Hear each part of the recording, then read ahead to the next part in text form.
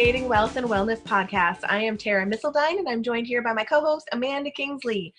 We are going to take you on a journey this week where freedom is cultivated through personal development, where women connect to fuel their futures, and where wealth is created as a byproduct of being well. And I'm excited to talk about this topic this week, as I always am. But before I even tell you what it is, let's talk about our gratitudes. Gratitudes. I'm about to go on a little shopping spree for houseplants. Woo! I used to kill all my houseplants. I have like the least green thumb ever. But I've gotten better in recent years, and whenever I do like a go out, buy 2 or 3 new houseplants, like it just feels amazing. And so I've been feeling that coming for like a week. So my gratitude is for houseplants. In particular, I'm going to get a snake plant, which I used to have and killed. So there's one of those.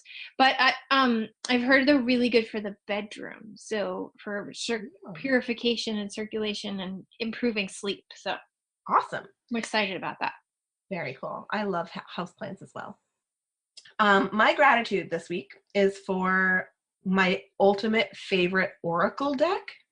Ooh. And it's called Sacred Rebels. Ooh. And this one connects like straight into my higher wisdom.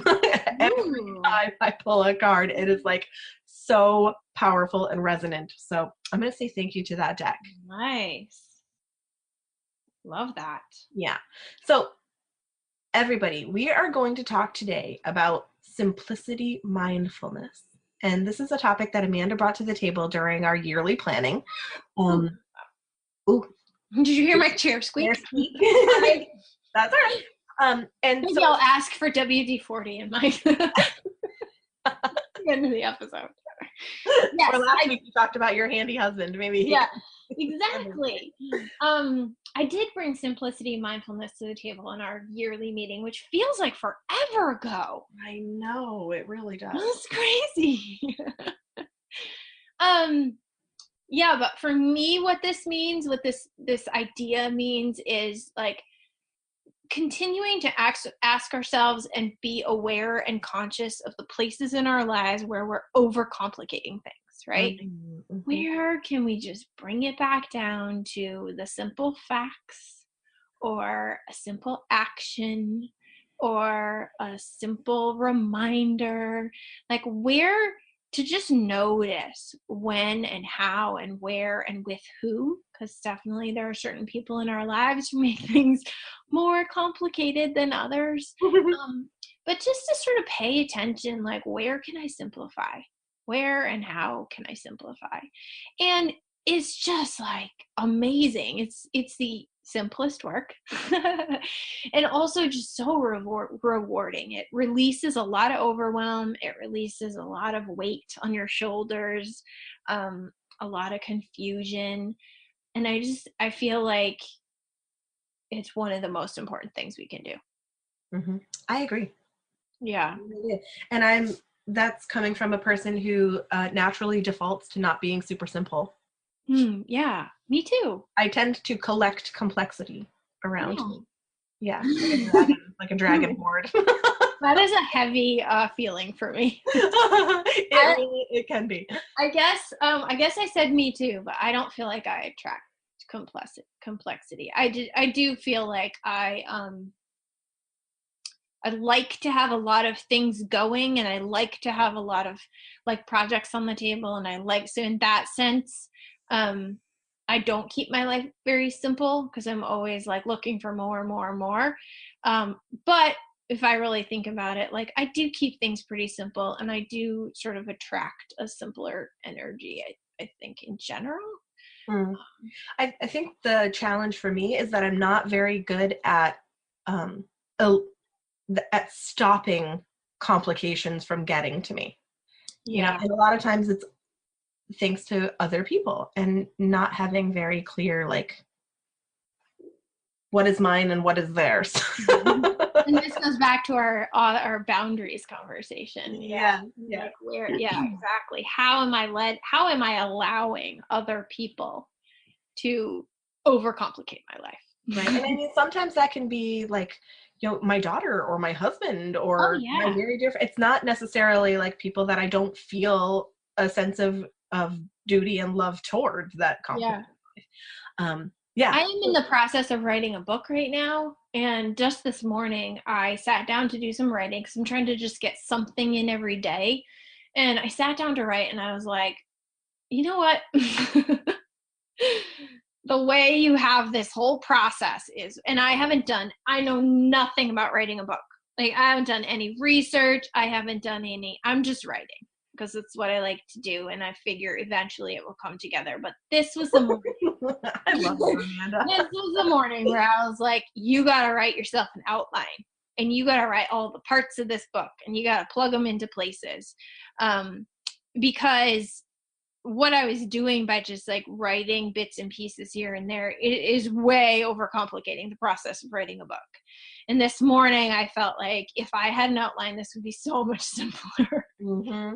But I think it's that way for lots of things that create stress in our life. Like if you just take like, I don't know, like you mentioned parenting or marriaging. I don't know what the word is for that. Relationshiping. Let's just say you are in a situation where you're in a particular parenting struggle.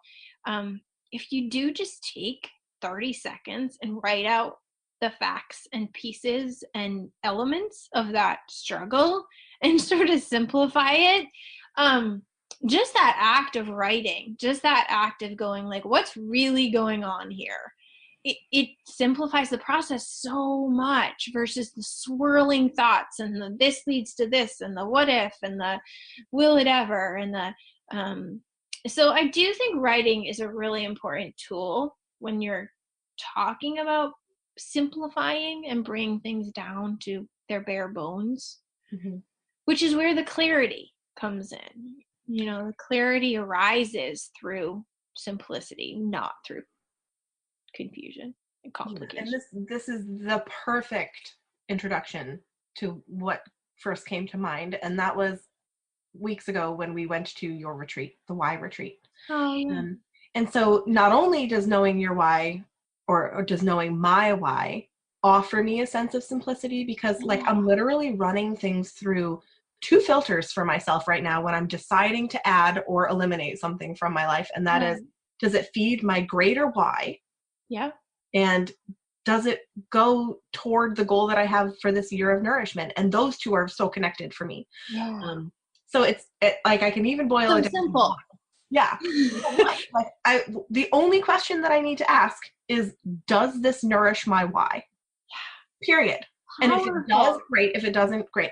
But one really profound experience that I had, which wasn't super easy actually at the retreat, I had a really hard time. I know. When we talked about, integrating our why into our future goals or a goal, we narrowed it down. Like we came up with lots of areas that need improvement or that we want improvement in. And then we decided to come up with one goal. And one thing that I found for me was like, I had arrived at what I thought was the goal.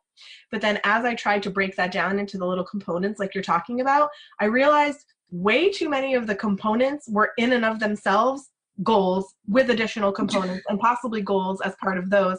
So like to go for that original goal that came into my mind did feel extremely heavy and way too big, because it was like, how can you go toward a goal when you have to accomplish other goals to even make that one accessible? Yes.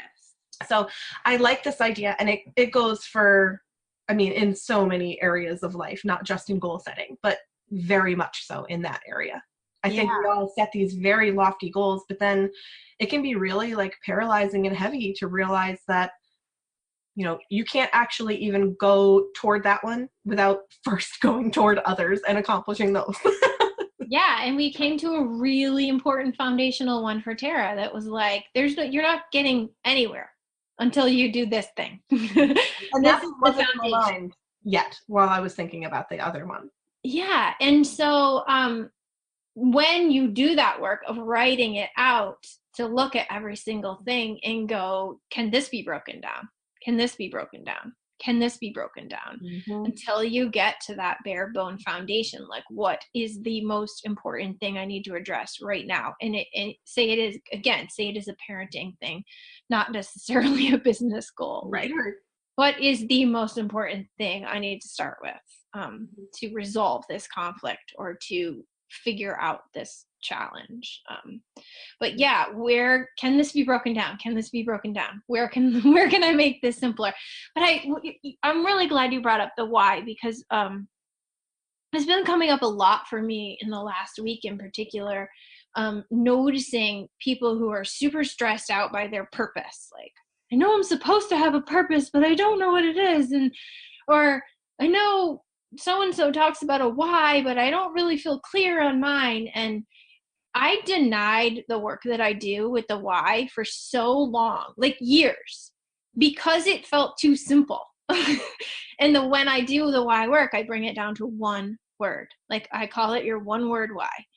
And just because of what I learned in society about, like, if it's simple, it's not as good, I denied my own process and sharing it with other people, because I was like, well, it's too simple.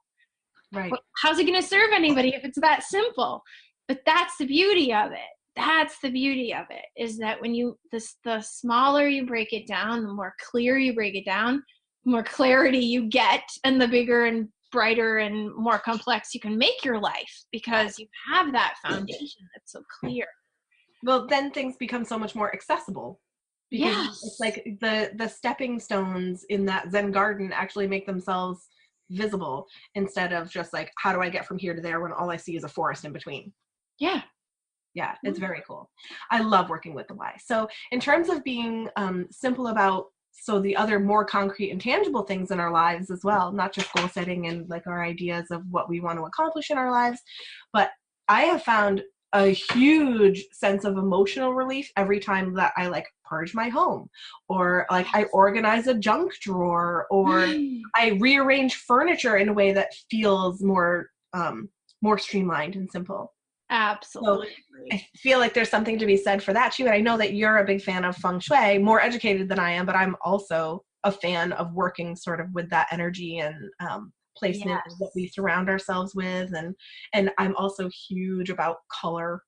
I know that color and sound just affects me so much in my spaces. Yeah. And like, even so much as talking about simplicity, mindfulness, like where I have to have silence in the car when I feel like I'm lost.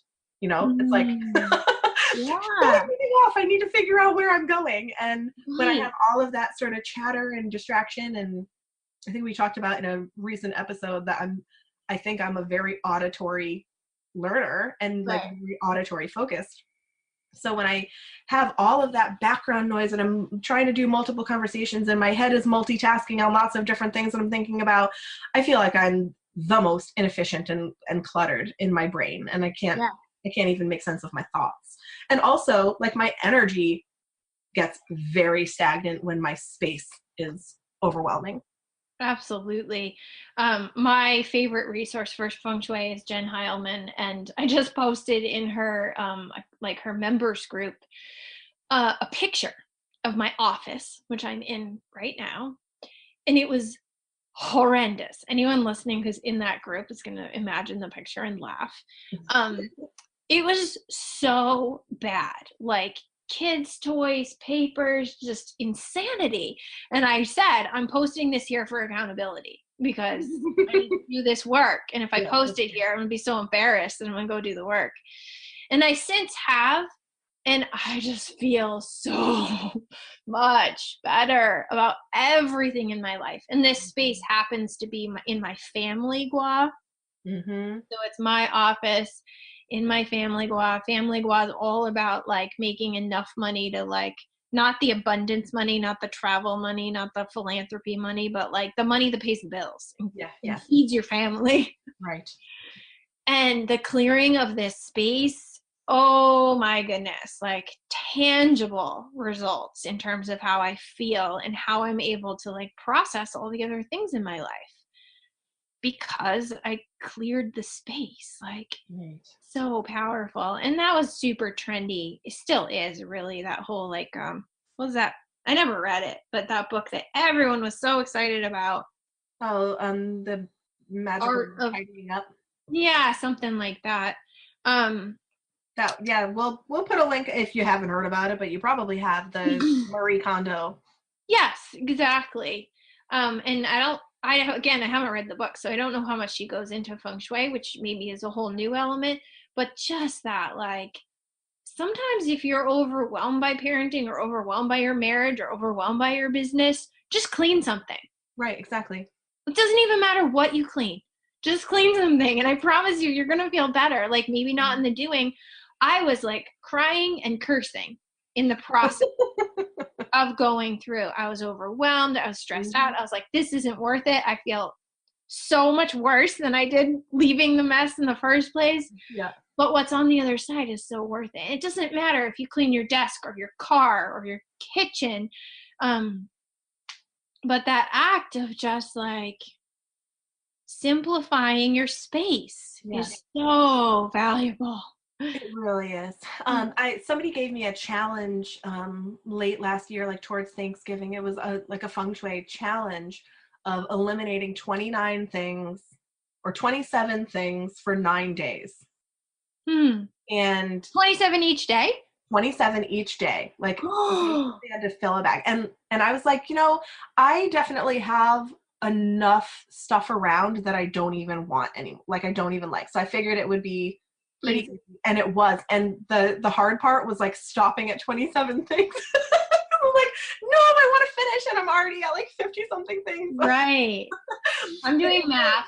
And it did, like, energetically, just like have it sort of like created a vacuum, it felt like. And I know that energetically that happens, and I'm going to jump into woo here just a tiny bit. Like energy likes movement, which is part of the reason that like feng shui actually works for a lot of people, because it stimulates things. And that exercise, rather than having things be so stagnant and just sort of like piling up in my home, and I'm not like a hoarder or anything, but I'm also not like a museum. I like having lots of beautiful things around, and it's a family home, so we have lots of stuff. And just the act of like taking things and forcing them out sort of like created a little bit of like energy flow, so that, I felt like I had so much energy after purging, like purging these things. And for me, there was no grief in letting any of them go. Like I felt this huge sense of accomplishment and victory over that's a lot of things that I dropped off at Goodwill every single day for 9 days. Like it was a huge thing. And then there was so much space, and with space comes opportunity, and with like that flow of what is allowed to come in now that there's room for it. Yeah. I think that's true energetically and physically. I had this conversation with someone recently about sort of just managing, I don't know if managing is the right word, but working with mental illness, anxiety, depression, etc. And does the mental illness create the clutter? Does the clutter create the mental illness? I don't think there really is an answer, because it's just both. It's just a back and forth of both. And one can be really healing for the other. And there's so much we don't realize about our either diagnosed illness, and I'm not saying that anxiety and depression don't have a gazillion layers, but how are we feeding them through overcomplicating our lives? Right. That's it, right? So as within, so without, right? And how can we bring healing to our mental health through simplifying our physical space? And I think we can do a lot of it, like a lot more than we give credit to as a society. And I think hopefully everyone can hear that you are saying it's a measure of supporting our well-being. Yes, it's an element, a tool to have our wellness. It is not necessarily going to cure whatever is giving you anxiety or depression, but it absolutely 100% helps put you in a supportive environment to do so. Yeah. So I love that. Just like imagine having a really stressful work day. At the end of the day, you get into your cluttered car, like, versus you have a really stressful work day, and at the end of the day, you get into your vacuumed, tidy, serene space. Like serene space. Like your stress level is going to be completely different. And it's just how it is. Being as someone whose weakest point is their vehicle.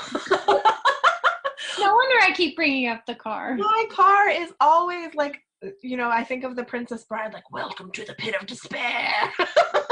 That's what my car. I want to go vacuum my car.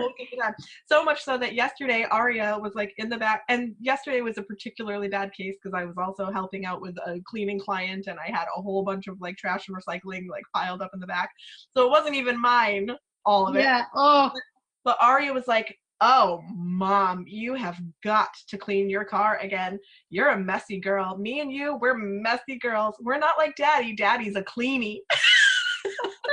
He's like, Daddy's car is always clean except for maybe a little bit of grass on the ground. Oh my goodness. I was like, quiet you. Yeah, so actually, I guess that will be my task for today. I'm going to clean out my car. I seriously want to go back to the day to do it. Yeah. Awesome. All right. You have an ask today? Let's see. Oh shoot, I did have one. Well, we did talk about one, which was, oh, that's funny. We both forgot our ask, and we talked about it needing to happen. Yeah, I don't know what it was, but maybe this will remind us. But an ask that I have is, if anyone has show topics they want us to talk about, please send them in because you did remind me what it was. Yeah, I was like, I know this will get there. If you do have show topics, I remember too. Yep. Definitely send them in so we can talk about what you want to hear about, because we're at a point where we can easily do another brainstorm of what to talk about. We have no shortage of that. But if we can serve you, we would love to. Yeah. And the other ask that we had generated just before we started talking was we were curious how you all feel about the length of the show. Like, we try to be super respectful for the expectation of being about a 20-minute show. So we even set ourselves a timer every week and try to stick to it very, very closely.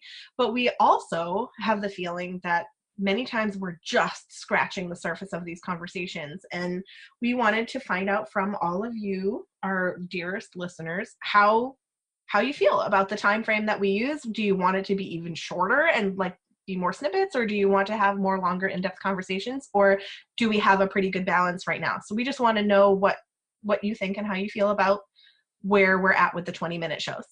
Okay, so that's the other ask, and I guess that brings us to a close. It does. Okay, well, till next time. Thank you, everyone. Be well and wealthy.